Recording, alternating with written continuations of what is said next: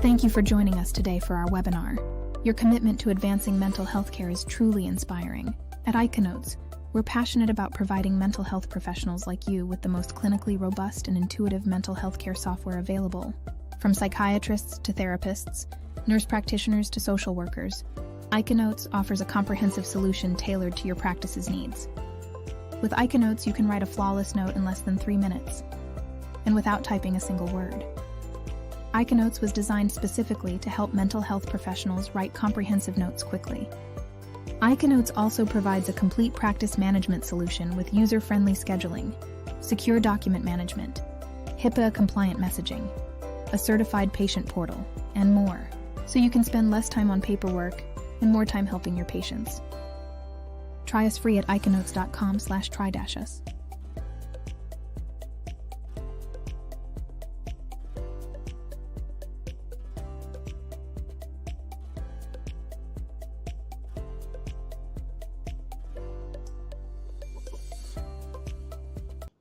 Welcome, everyone. We are so glad you're here with us today. And thank you to everyone who's participating in the chat. We have someone with us all the way from England. That is awesome. Welcome today. We're so glad to have you here. We have an amazing presentation for you on understanding highly sensitive persons in clinical practice. We have 2 guest speakers today, Kaylee Cron and Noan Wells. And I'm going to introduce Kaylee, but Kaylee is going to introduce Noan. So we got a little round table going today. Thank you everyone for participating in the chat and letting us know where you're from. Kaylee holds a Master's of Social Work and is a certified grief counselor through the American Institute for Healthcare Professionals. And for the past decade, Kaylee has worked to change the way we understand, process, and support grief. And today she continues her work as an author, public speaker, and a community organizer of large-scale events that create space for each attendee to look back at life's most difficult moments and the pain they felt and say that is grief. And Kaylee has been featured in articles, podcasts, community trainings, online courses, and magazines. She is very busy, and we're so happy that she's here with us, and she wants to expand our community's understanding of the many losses that cause grief throughout our lives. Thank you so much, Kaylee, for being with us, and Noan, thank you for coming as a guest speaker as well. And with that, I am going to hand the mic over to you. Thanks so much, Angela. I appreciate that intro. And yes, I am busy. And as someone who I think as I did these slides and really thought about highly sensitive person, I lean more toward highly sensitive, and it's probably not best that I'm as busy as I am. So that's a good reminder, I think, for me to say, oh, okay, maybe I need to reevaluate. So hi, everybody. I am going to start this off with starting a poll. So pay attention to the poll that pops up here. In my practice as a grief counselor and working with clients, I have found that my superpower is in my ability to connect with the clients that I serve through my lived experience with grief. And so when we have people who come through our doors who are highly sensitive, I think it's also important for us to know kind of our sensitivities. And so I want to start with a baseline of how we identify ourselves walking into this webinar today. And then in a little bit, we are going to do a self-test so we can kind of get some more data points to support where we rank on this highly sensitive scale.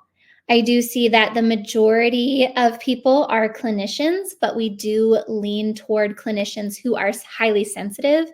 And I want to wonder about, is that pretty common that we come into our clinical work as highly sensitive people because we want to help others who we have walked the path similar to? So it's always good to see that there are highly sensitive clinicians in the room. And I'm excited to have you here as well, people who have lived experience, to just learn more about yourselves. I think that's a huge component of being a highly sensitive person, is tuning in and working to understand ourselves a little bit better. So welcome. Thank you for being here. So my name is Kaylee. As Angela said, I'm a licensed master social worker and a certified grief counselor.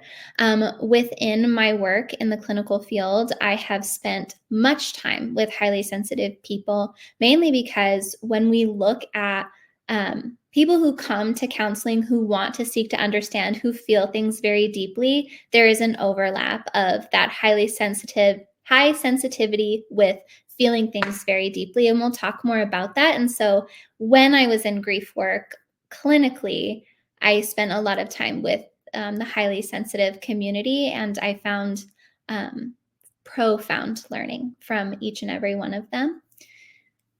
So, okay, I am going to hop in to a self-test because I want to see if we can validate the data that we have here. So we have 48% are clinician mental health professionals, 15% identify as highly sensitive individuals with lived experience, and 38% identify as both. So let's go through this questionnaire, and I will actually put it in the chat so that you all can view it as I read it if that's helpful to you, but also take this test later when you have more time to think. There's also a child test, so you can take a version and find out if your child is highly sensitive, which I think is very, very important, and I think we'll learn more about that when we hear from Noan in a little bit.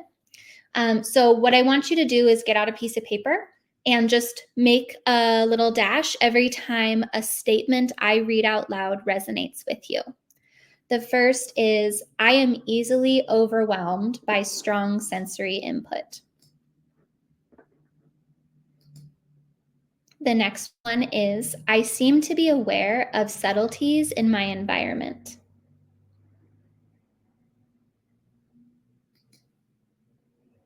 The next is, other people's mood affects me.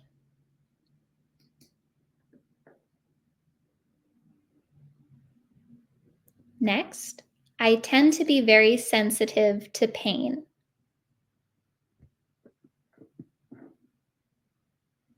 Next, I find myself needing to withdraw during busy days into my bed or a darkened room or any place where I can have some privacy and relief from a situation.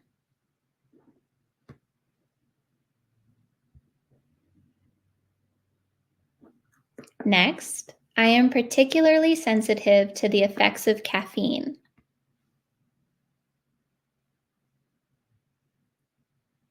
Next, I am easily overwhelmed by things like bright lights, strong smells, coarse fabrics, or sirens close by.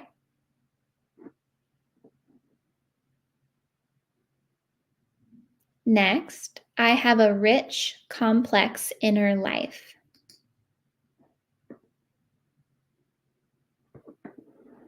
Next, I am made uncomfortable by loud noises.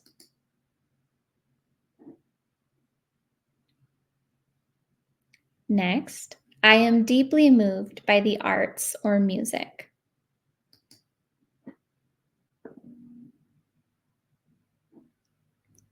Next, my nervous system sometimes feels so frazzled that I have to go off by myself.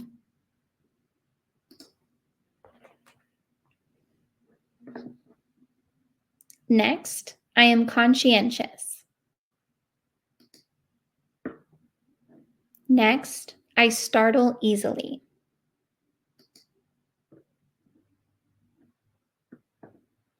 Next, I get rattled when I have a lot to do in a short amount of time.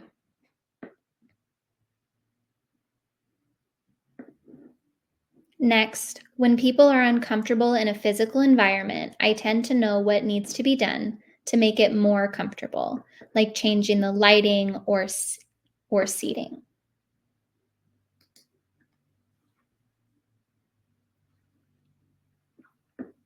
Next, I am annoyed when people try to get me to do too many things at once.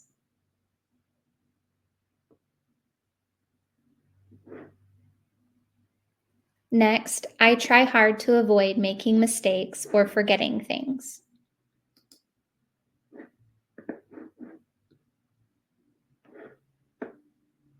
Next, I make a point to avoid violent movies and TV shows. Next, I become unpleasantly aroused when a lot is going on around me.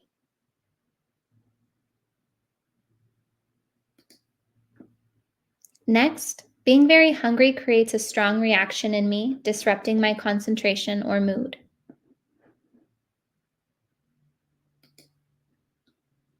Next, changes in my life shake me up. Next, I notice and enjoy delicate or fine scents, tastes, sounds, works of art.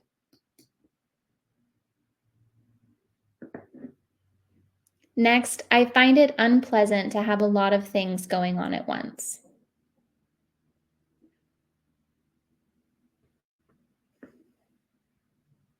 Next, I make it a high priority to arrange my life to avoid upsetting or overwhelming situations.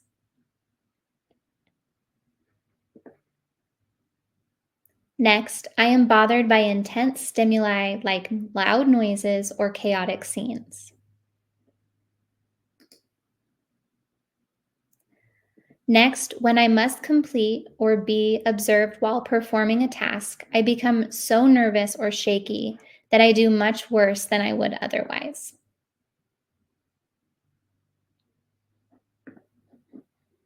Next, and lastly, when I was a child, my parents or teachers seemed to see me as sensitive or shy.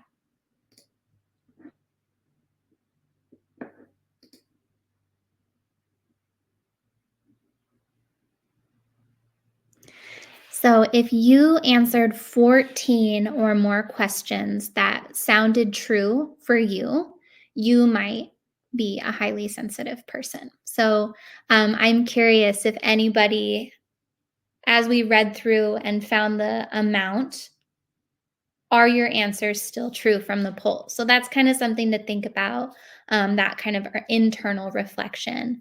And I'm noticing in the comments that we're talking through, these are also potentially PTSD or trauma responses, as well as autism spectrum. And I think it's really important to note that highly sensitive persons is a trait that can be seen in many, many areas that also have co occurring diagnoses. But that doesn't, one doesn't require the other, and vice versa, but that you will see some overlaps because highly sensitive people are not only born, but certain life circumstances will create high sensitivities in response. So you'll see trauma responses, potentially autism spectrum. So those things will pop up as kind of a Venn diagram. Thank you all so much for sharing. My total was 17. I love doing these tests because I think it's a really great way to see that we're all kind of in community together. And I appreciate you all so much for your openness and letting us know where you're coming from in this training. So for the agenda today, we are going to be identifying highly sensitive people, key traits and characteristics, what the prevalence is, and looking at Dr. Elaine Aron's work in pioneering highly sensitive persons studies. Then we're going to listen to Known Story and have a conversation just about his experiences, especially in early life as a feely human, and kind of think through when we don't have the language for highly sensitive people, what do we call ourselves? And I think that's a really great testament to Known's work as a feely person. Next and following, just to give us all time to kind of think through some questions for Known, I'll go into clinical implications for highly sensitive people, what challenges they may face, and how we can support them in a clinical setting.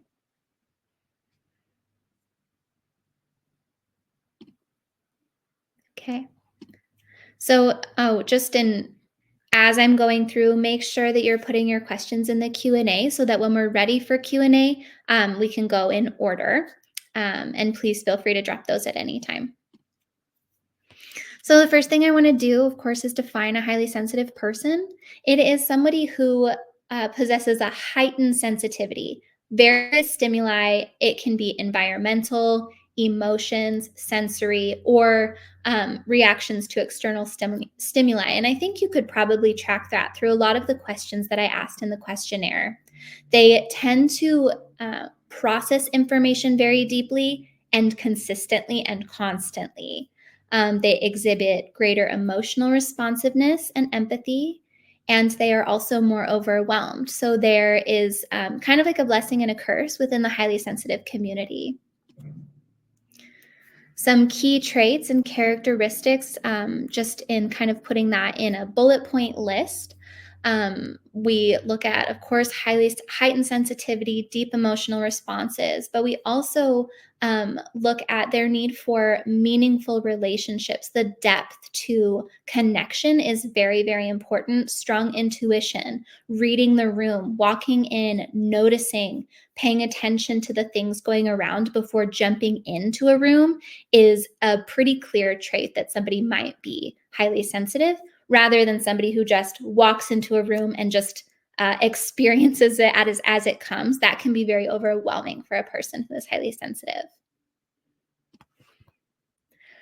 What is important, and I think we see this in so many things, is that highly sensitive people, or sensitivity, is a spectrum. We don't see people as sensitive or unsensitive. There is a wide range of people. 20% of the population may identify as highly sensitive.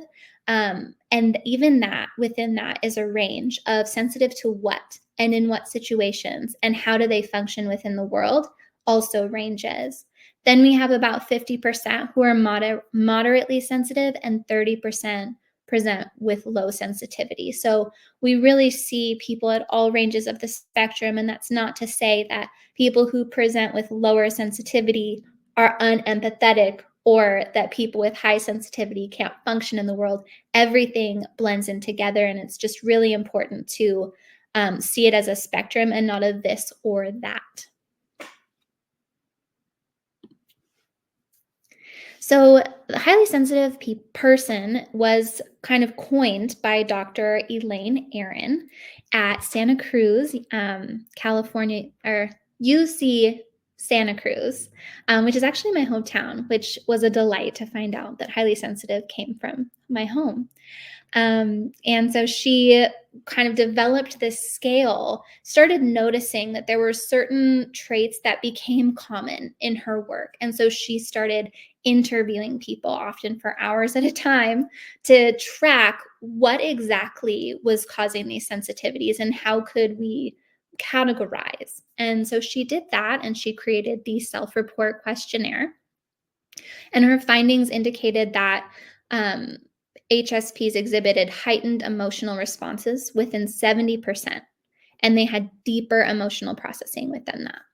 And then in the 1990s, which I love, or the 1990s within the 1900s. I love when people call it that. That really freaks me out. But it has become a really foundational understanding of this trait. So she's really credited with starting this conversation so that it could continue to move forward.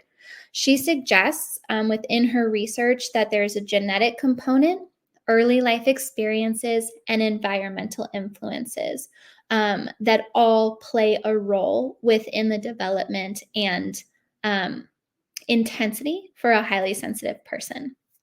She emphasized the importance of recognizing those experiences, validating and advocating to say that there's nothing wrong with people who are deeply feeling. This is just how their brains work, and how do we help and support them and validate that this is kind of the world within they live. And I think that really speaks to also work within sensory sensitivity. Like the more we know about how people's brains work inside, that we can't necessarily say for every single person across the board, one external stimuli will be experienced exactly the same. There are so many components to it, and highly sensitive people and an understanding of that has really given more voice to the highly sensitive community. There also is interesting brain science behind highly sensitive people. They have greater neural activation in response to stimuli. And you can read through Dr. Elaine's studies on those, and studies that continued through on the link that I sent with the self-test, you can view all of the studies that she's done if you really want to dive deep into one section, whether that's genetics, early life experiences, environmental influences. If you want to dive into the why of each of those, you'll want to review her work, because there's just so much information to cover in each of those sectors. There's also just been a really beautiful evolution of research within the highly sensitive person community and that trait. Going all the way from, of course, the early time when Dr. Elaine N was researching, all the way to today when we have ongoing efforts to just really understand the lived experience of people who are highly sensitive.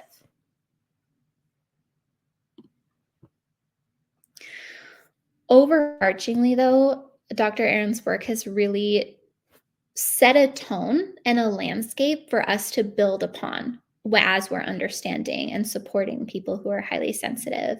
Of course, we have the concept and understanding with clarity what exactly a highly sensitive person is from a baseline. And because we have that word, we have that phrase, and we have the definition and trait, we can say, this is what this is. And for somebody who has a lived experience as someone who is highly sensitive, to be able to look to a defined trait and understand that that is real, what they're experiencing is real and it exists, can be incredibly validating for someone with that lived experience. And also it enhances clinical understanding. It says, okay, we now have data to support what I'm seeing in a client, and here are the ways that I can support that person. And then that leads to more advocacy and awareness and overall acceptance for people who walk through this world, just processing everything. And that really leads me to my friend, Noan Wells, who is a writer, podcaster, and mental health advocate who also founded the Feely Human community. We are going to just have a conversation, Noan, and I'm so excited to chat with you today. But if you want to just introduce yourself briefly and maybe touch on this topic and how it resonates with you. Yeah, thank you, Kaylee, and thanks for everyone for being here and joining us. Kaylee reached out to me about this, and being someone who identifies as a highly sensitive person, it's very important to me. So I am someone who, I don't know, for the past decade has been very openly, publicly, advocating for mental health and particularly empathy and vulnerability and curiosity within our mental health. Those are forces that have helped me in my healing, in my self-awareness, in my self-acceptance, certainly. And nowadays I'm doing a little bit less of that, but I do. We foster dogs, and we have lots of dogs. We just brought 9 baby chicks into our lives. We have a bunny and a horse, and those are, I feel like animals are highly sensitive creatures as well. So I'm surrounded by sensitivity. And in terms of like how I connect to it, I am someone who grew up in an environment that didn't always feel safe. Had a father who was harsh and abusive. And I learned as a, some might call it a trauma response, as just a survival technique to kind of shut down, because the harshness of the world felt like too much. And so one of my coping mechanisms was to shut down, was to guard my heart, the soft heart that I had then and still have. And so I'm particularly interested in exploring how we can, as HSPs, thrive in the world, be seen, grow our capacity for empathy and curiosity, heal, build community, be witness to each other in ways that can challenge us, in ways that even might bring up our own biases and the assumptions that we make about each other. Those are all very interesting things that I'm particularly interested in. So yeah, grateful to be here. Thank you.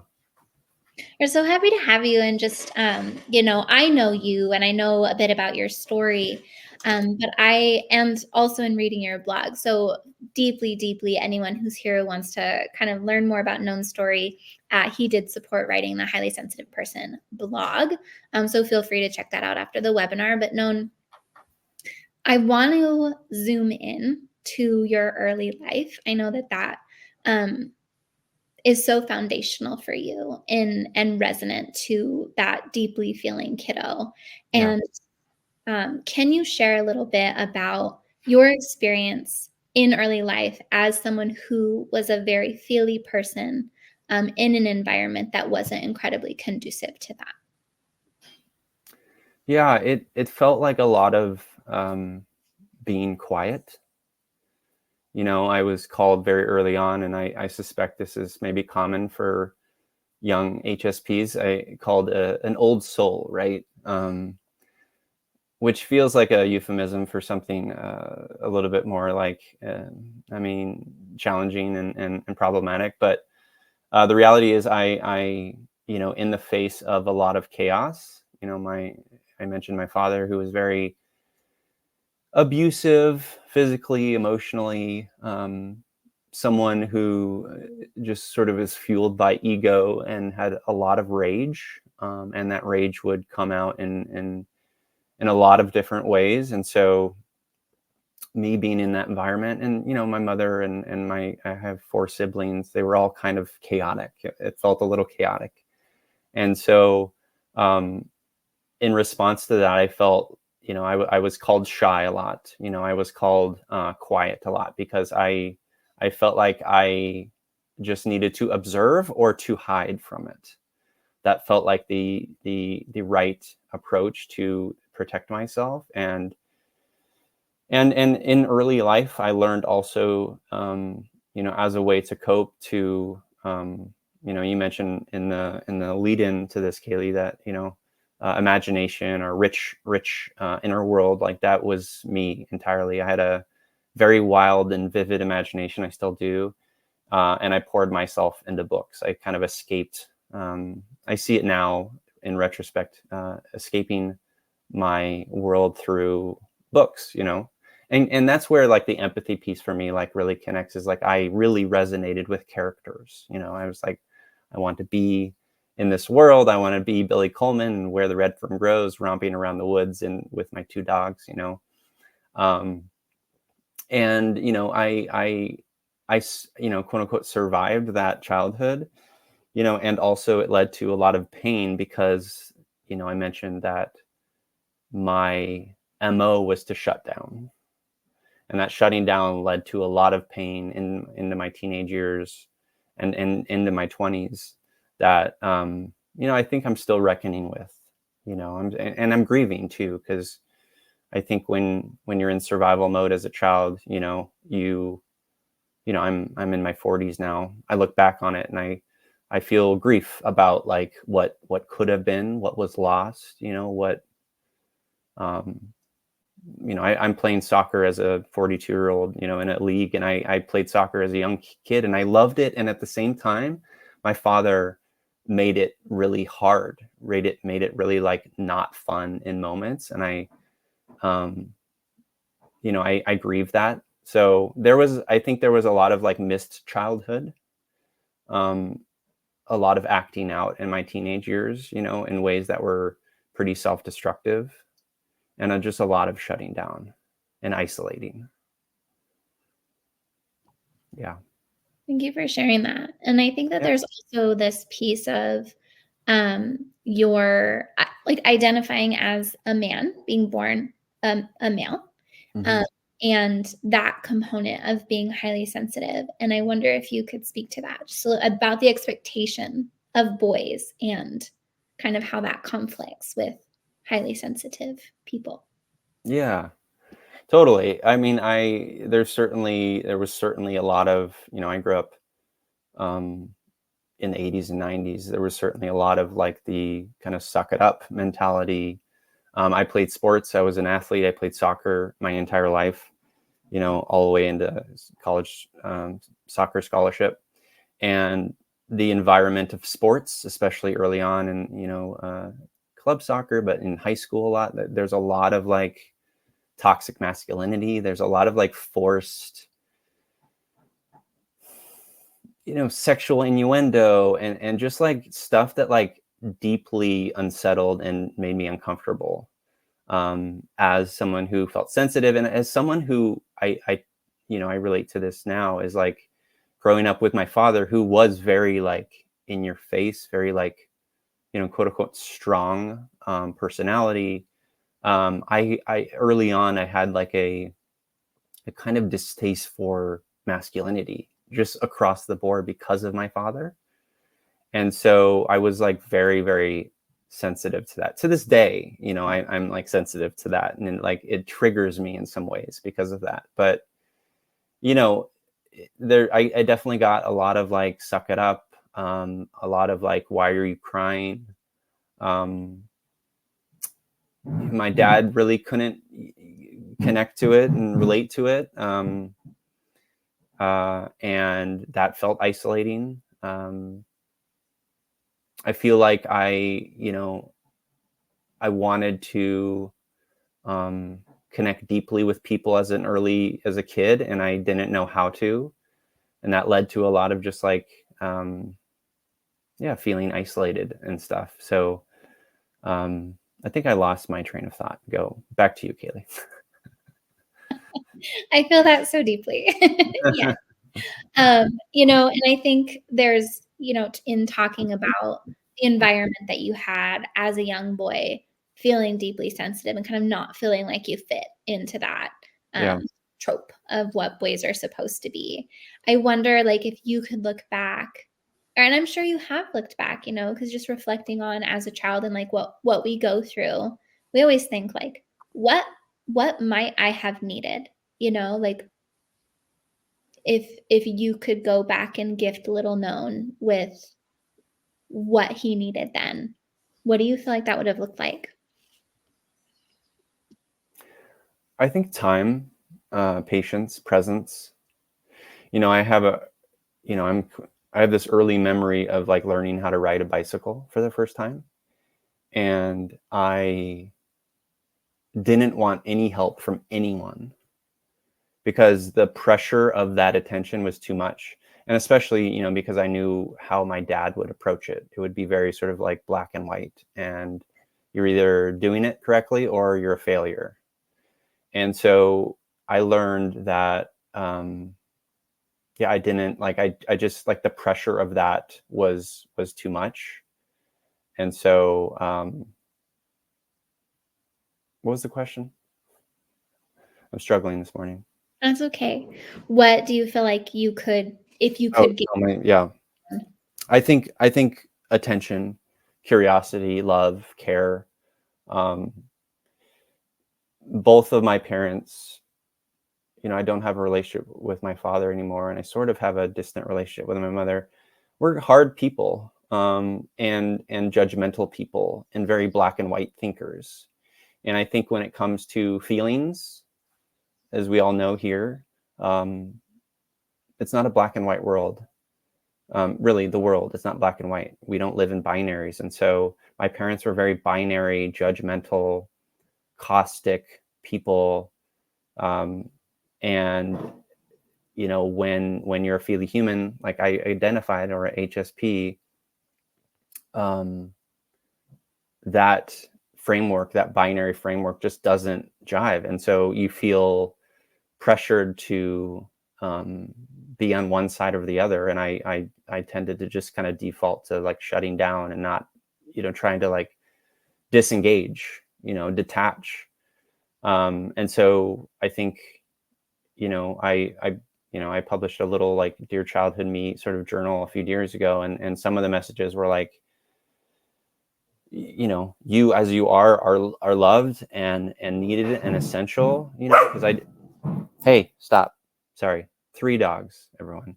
And just kind of giving space to that person, to allow them to feel, to be messy, to be, to break down, to allow them to cry and feel seen in that.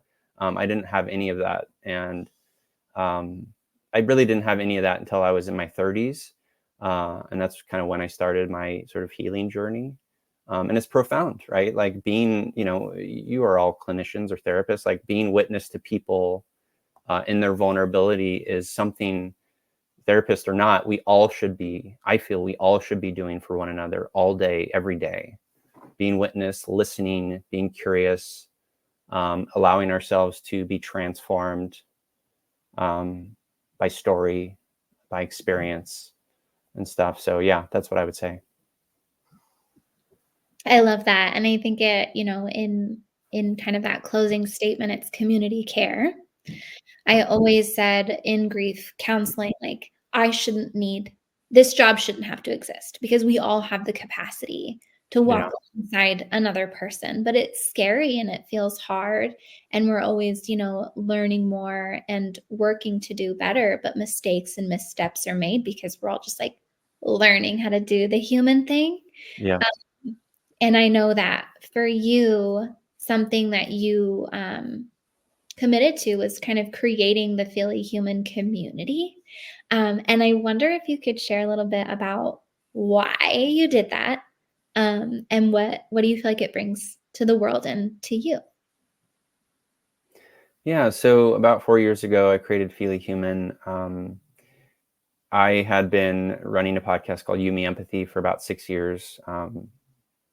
And I ended that last year. It's still available if anyone wants to listen to it. It's like 260 episodes or so. But out of that experience, sort of like talking to people, learning, really practicing my own capacity for listening, for being present, really active listening, empathizing. I realized that like I wanted to do more as an advocate, as someone who, like I said, I recognize how powerful empathy and curiosity and vulnerability were in healing. So I wanted to create community around that, and I've been doing that for the past few years. I've sort of stepped away a little bit, but I think the main ethos, you mentioned community care. The podcast is called You, Me, Empathy, but I feel very deep in my bones that we can't do it alone. I think that's sort of like a thing that's thrown around, right? You are not alone. You are not alone. And it may feel a little bit like overused, but the reality is it's true. I believe very strongly that like we are not individual beacons of strength. We are like collective strength and beauty. And by that, I mean, when I was struggling, I isolated, right? We isolate, we tend to feel, I have major depressive disorder. I tend to feel like no one can understand my pain, all of those sorts of things. Those are the lies we tell ourselves. The reality is people can, if we practice being open, if we practice listening to one another, and like that's crucial. Like that's essential. We need each other. We need to be mirrors for each other. We are, to Kaylee's point, we all have that capacity, which we just need to practice like anything, right? So I feel like community and sort of like collective oriented healing is essential to our growth as humans. So that's why I created the community and why it exists today, and why I continue to kind of like focus my efforts on reminding myself of our collective powers. Thank you for sharing that. I just, I'm going to drop the link to the Philly Human Collective in the chat for anybody who just wants to learn more about that. And I believe it has links to your podcast and all about you and how to get in contact and all of that. And, I can't thank you enough. I think something really beautiful, and maybe something that we can all, maybe not every single one of us, but many of us can relate to, is really hard life circumstances create this energy of wanting to help the next people in line feel not as alone. in this world. And so what you've created and the energy that you put out is just really beautiful. And I think it's a testament to the superpower of Feely Humans. I wonder, and I know you talk about this a little bit in your not podcast, but in the blog. But can you speak just in closing to this portion of the webinar? What are, in your opinion, the superpowers of a Feely Human? I think listening is a big one. I remember early on, doing my podcast, I think out of a state of like anxiety of like, will I be a good conversationalist, whatever. I remember taking just like copious amounts of notes. And I found early on that I would just find myself like focusing on the notes and not the person who was in front of me speaking, right? And so listening actively, right? Being present with the words, listening to their body, watching their body cues, signals, like really like practicing that is a big part of being a Feely Human. Like I said, empathy is a big one. Empathy for me is crucial in that I think it's something that, we talk a lot about, and at the same time, it feels like it's like oversimplified a little bit. I feel like it's a radical force and something that we have to reckon with daily. It's like an active, ongoing thing. It's not simply about like putting ourselves in the shoes of others. It's about recognizing that while my pain may be different than yours, I can still, as a human, relate and connect and do the work of like understanding that pain is pain, and there's a way in there. There's a way to connect. There's a way to be witness and be seen with another person. I think stories are a big part of being a Feely Human, and recognizing that in story is connecting to other people, is seeing something from a different angle, is being witness to different perspectives. And I think, really examining our bias is a big part of being a Feely Human. And by that, I mean, I think what I've witnessed in sort of the mental health advocacy world over the past decade is there's a lot of beauty, and there's a lot of kind of ignoring or bypassing of, all experiences that truly shape us. And so I try to live, as an advocate, as just a human who's fallible and silly and messy, understanding that like me just living in the world has an impact on others. And so what does that mean? Does that mean I need to be more curious? Does that mean I need to be more empathetic and listen more, be more reflective, be more brave, ask for more help, be transformed by help? Helping has been on my mind lately a lot, because especially here in the States, I feel an overemphasis on sort of the individual. And I think the reality is that we're all being helped day in and day out. And so being a Feely Human is recognizing that, celebrating those small moments of being helped and being seen, yeah. Thank you. Thank you so much for sharing that. And I think You're welcome. The way you speak to your experience is a beautiful picture of like a human who really has come through a lot of hard times and like looked around, and as a Feely Human really tried to understand your experience, connect it to the experiences of others, and continue to learn. And I think that's a really beautiful like picture of just continual learning as a person. So thank you for sharing that. Thank you.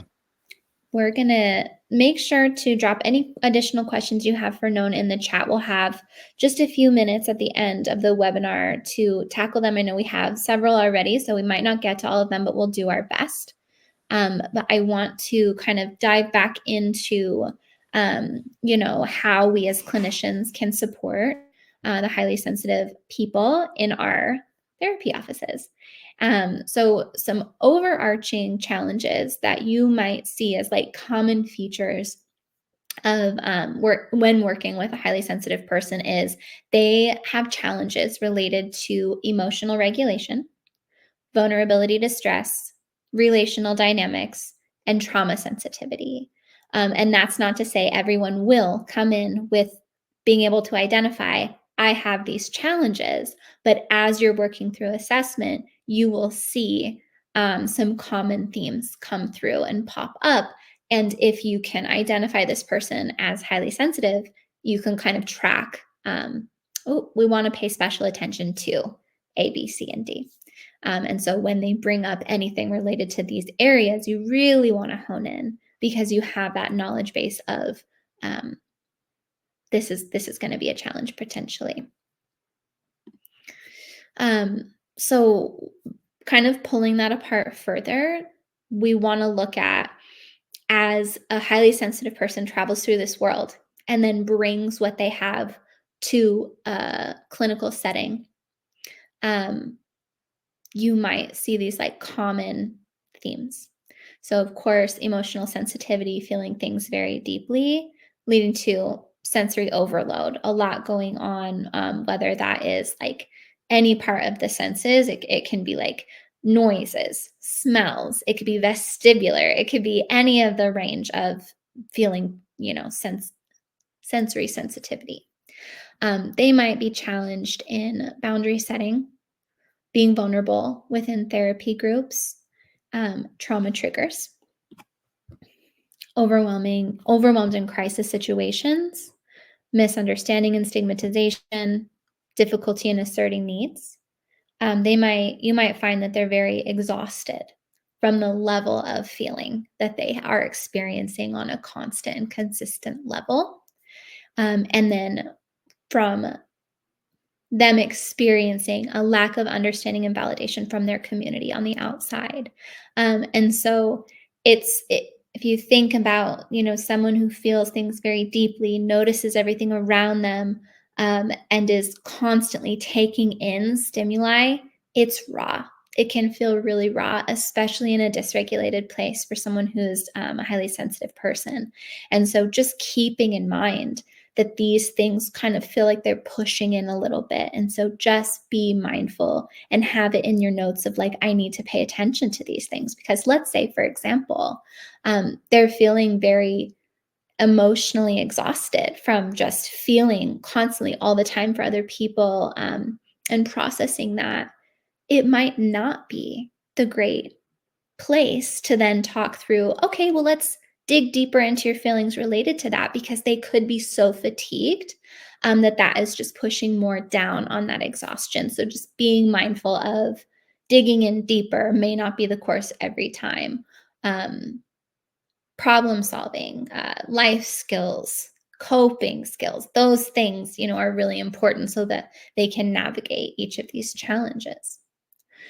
So when we're assessing highly sensitive people, we want to look at making sure that we're using validated measurement tools. And for the short term, the most common one used is the scale that we went through at the beginning of this webinar. It is created by the person who created the term. And so the more we learn about it, the more tools will come about that will feel very like valid in supporting clients. Like, let's say, ideally, we would have tools specific for people in different communities or who have experienced other or who are diagnosed with other things. So let's say, trauma and highly sensitive people, or autism and highly sensitive people. All of that is kind of like gold standard. We're not there yet.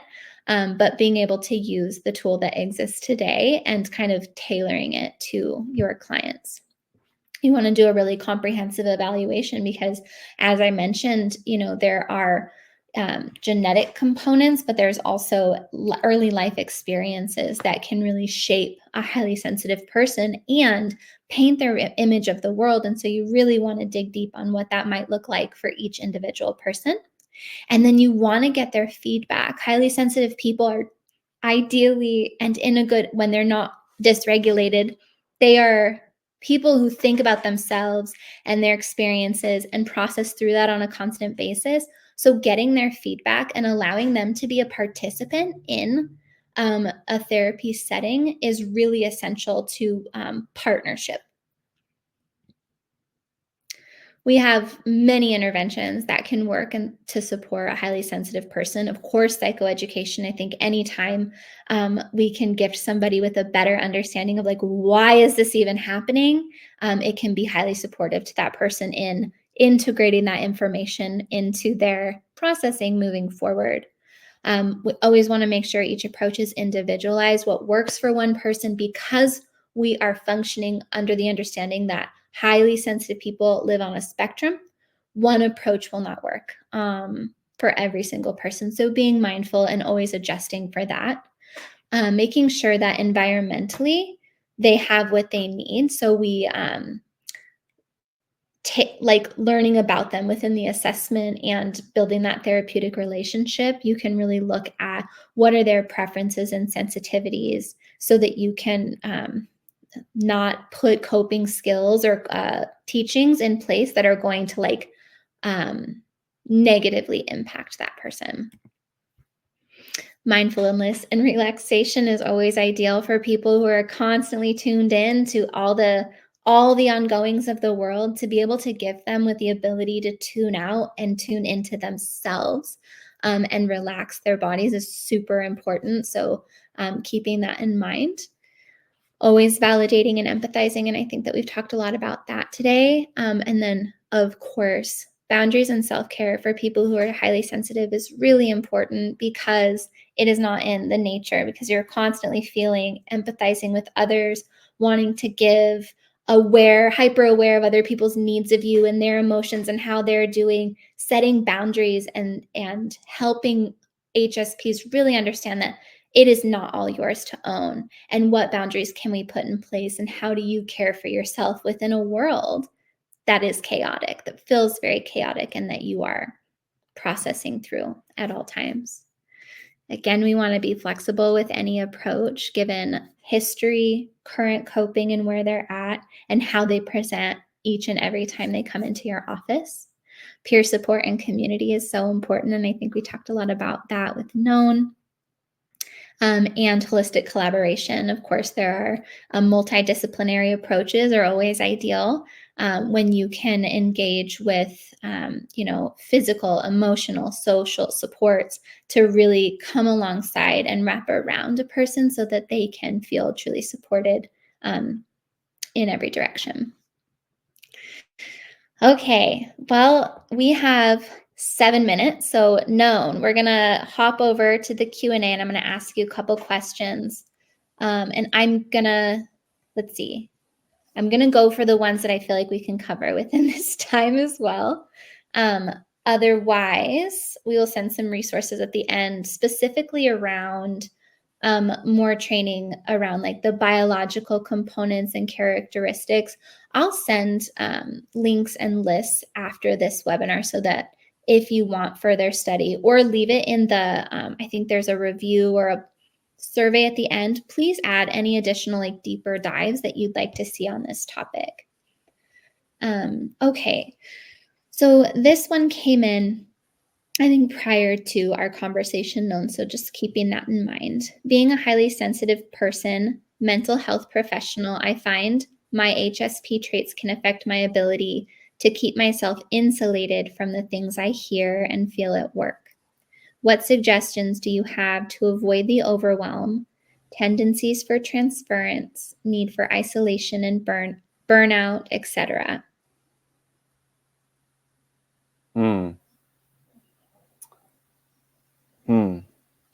Yeah, I mean, it's hard. It takes a lot of practice. I've had a lot of practice with my parents. I think for me, the things that have helped me avoid overwhelm and transference and isolating and burnout and those sorts of things is feeling my feelings, being present with them, honoring them, validating them, having someone in my life who can keep me accountable, can be a mirror for me. Obviously therapy has been helpful for me in various times in my life. Also, I have a tendency to quote unquote, feel the world, on my shoulder, and recognizing that we're all a part of it, that we all we can only do so much, and we only know what we know. And so being flexible and compassionate to our capacities and capabilities in the present moment is crucial. And understanding that those things can change too, right? Understanding that we can get better at listening. We can get better at empathizing, right? These things aren't a checkbox, there's no finish line to any of this work. And so knowing that if I'm feeling burnout at the moment, that can be different tomorrow. Yes. Yeah. This is a moment in time is really, really helpful. And also, just clicking into, as a clinician, being a highly sensitive person and a clinician or a mental health professional does add this extra layer of, not only are you experiencing the world as a human being, but you are also holding space for everyone else's struggles and helping them work through it. And when I was doing grief counseling, I really believed in, taking that grief and putting it on me too, so that we could share space together. And so, Melinda, to just answer a little bit about how, in what ways, I found support within that, and then also continued learning long past being a direct clinician. Self-care is a term that I think is overused in the most surface way possible. It isn't bubble baths, and it isn't going for a nice walk in between sessions. It's making sure that you put the things in place to support your mental health so that you can continue to do the incredible work that you do. And that includes, as a clinician, we don't get to reflect with loved ones what we hear about in session, right? And so finding somebody who can be a clinical supervisor that can help you with really hard stories, really hard experiences, transference, countertransference, and talk through these things that you hear and experience in sessions, so that you're not holding that by yourself in a vacuum, because that is heavy, and that is self-care for clinicians. If whenever you can, making sure your caseload is something that is well balanced. And I know that that is such a privilege to be able to do that. But really being mindful of, if you specialize, let's say in trauma, there is a balance to the kinds of clients you can take on, whether that's acute, immediate need, high needs, clients that are, or current crisis clients, or long-term maintenance clients. How can you balance your caseload? So I think those things are really, really essential, and taking time away from being a helper is also very important, so that you don't have to take permanent time away. Truly. And I think that's been a learning, and I haven't done it perfectly. And I think I will just echo, therapy is so, so important for mental health professionals, as well as every other person. I always say, go to therapy. And I mean that in the kindest way, with all the love in the world. Let's do it. Known, we just have 1 minute. And so we didn't get to many of the other questions, but I do want, can you leave people with how to connect with the work you do, how to get in touch with you if they have any other questions, or are interested in learning more about you? Yeah, of course. I mean, you can go to feelyhuman.co. That's kind of my main hub at the moment, or knownwells.com. Like I said, I have Yumi Empathy. There's 260 episodes of that podcast out, available to listen to. It's a mental health podcast. Within Feeling Human, there is a free community. In its first year, I sort of ran the ship, and then in January, I sort of gave it to the community to collectively own and shape. And so it's been a learning process for everyone. I have a podcast coming out in July 12th, called We Can't Do It Alone. And it's about helpers. So I bring people on to talk about how they've been helped, what changed, and how it transformed them. So look out for that. I also have in September, the Feely cards coming out. It's being published by Row House Publishing. It'll be sort of like an affirmation kind of deck of sorts, but all related to growing our capacity for empathy, vulnerability, and emotional curiosity. Very excited about that. It should be in Target and Amazon and all those places. So look out for that. But yeah, the best place is like feelyhuman.co or knownwells.com. You can also just email me at yumiempathy@gmail.com if you have a question, want to chat, want a sticker or a journal. I have some left. First come, first serve. So yeah, thank you all for being here. And thank you, Kaylee and Angela. Thanks so much, Noan. Thank you for sharing your story and for coming out with another podcast. I'm surprised and thrilled that you're doing it, and I'm going to tune in. So thank you. Thank you. Thank you all for being here. Please take care of yourselves. Bye.